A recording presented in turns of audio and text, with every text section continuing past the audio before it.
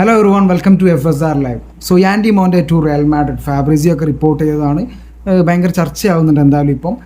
എന്തായാലും നമ്മൾ മനസ്സിലാക്കേണ്ട കാര്യം, റയൽ മാഡ്രിഡ് ഇതിനെപ്പറ്റി ഒന്നും ഒഫീഷ്യലി അനൗൺസ് ചെയ്തിട്ടില്ല, ഒന്നും പറഞ്ഞിട്ടില്ല. ആ ട്രാൻസ്ഫർ കംപ്ലീറ്റ് ആയിട്ടില്ല എന്ന് നമുക്ക് ആ കാരണം കൊണ്ട് മനസ്സിലാക്കാം.